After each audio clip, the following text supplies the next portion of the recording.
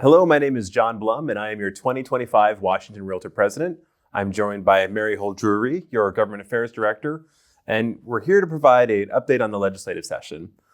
We're filming this on the first day of the Major League Baseball season. Mary, we were in this same room a couple of months ago, right at the start of the legislative session. And the first day of the legislative session, like the first day of the baseball season, is a day filled with a lot of hope. Anything's potential for this season, for this session. Now we're at day 74. Mary, where are we at in terms of the hope meter for this legislative session? We're not doing too bad. I mean, at a range from amazing to terrible, we're pretty good. Pretty good. All right. At the start of the session, we had three bill categories for our priorities: pro-housing policies, additional key issues, as well as fiscal concerns. And within those three categories, we had 12 policy concepts. The legislature has a number of checkpoints or deadlines throughout the session where bills have to reach a certain point to stay alive and keep moving forward to potentially be passed. So of those 12 bills, do we have any that are still making their way through the process? We do. We have about 7 bills of the original 12 proposed that are still in play. And focusing on the first category that you mentioned, the pro-housing policies, we have condo liability reform, lot splitting, and transit-oriented development still moving along. So focusing on House Bill 1403, which is condo liability reform, that's a bill that we support. It made it out of the Senate Housing Committee yesterday. The policy itself hopes to simplify condo construction statutes and reduce liability risk for condo developers. There were some amendments added to the bill that didn't change our position. Rather, they added more clarity. So we were happy about that. Great. The next bill we want to talk about is House Bill 1096 that deals with lot splitting. Like the condo liability reform, it made it out of the Senate Housing Committee yesterday. And this bill requires that cities that have middle housing density requirements create a process to review and approve a lot split. And this can be done at the same time as they're reviewing a permit for a single family house or a middle housing unit. And then the last one that we mentioned, at least for our priorities, House Bill 1491 addresses transit-oriented development. Now on this bill, we maintained a neutral position. Also came out of Senate Housing Committee yesterday. The intention of the bill is to promote development in transit-oriented areas that increase supply and density options and make the best use of transportation infrastructure. The bill has elements that we both support and oppose.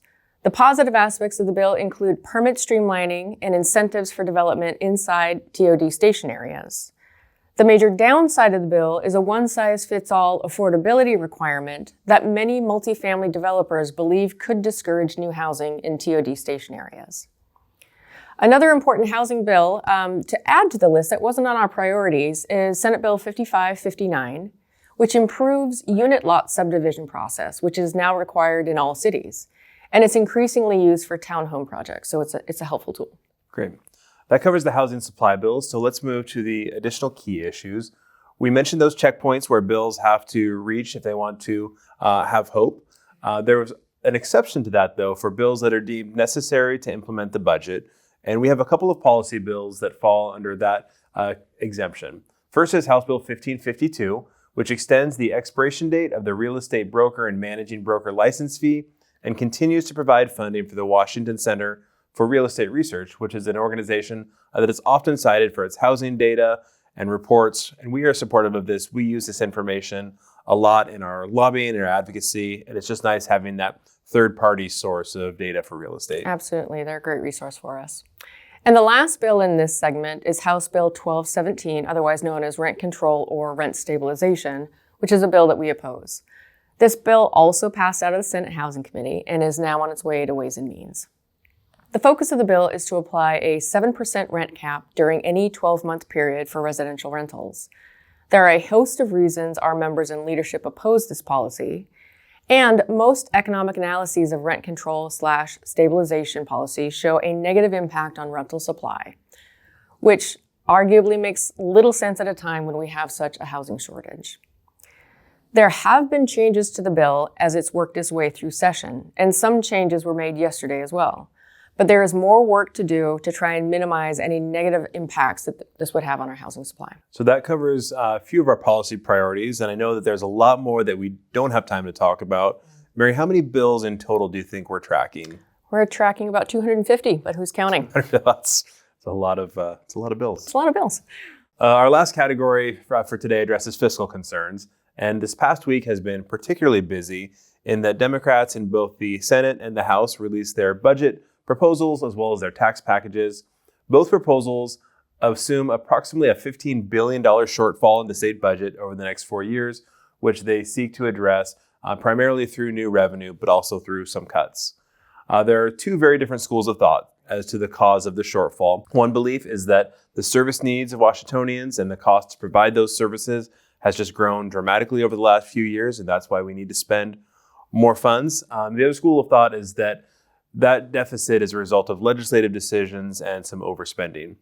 Regardless of which of those is correct, the House is seeking to increase revenue by 8%, raising $13.1 billion. The Senate, meanwhile, not to be outdone, wants a 9% increase, raising about $20.7 billion over that time period. And we're tracking all of the revenue policies.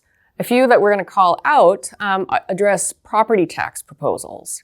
The House and the Senate each have proposed property tax increases, though their approaches are slightly different.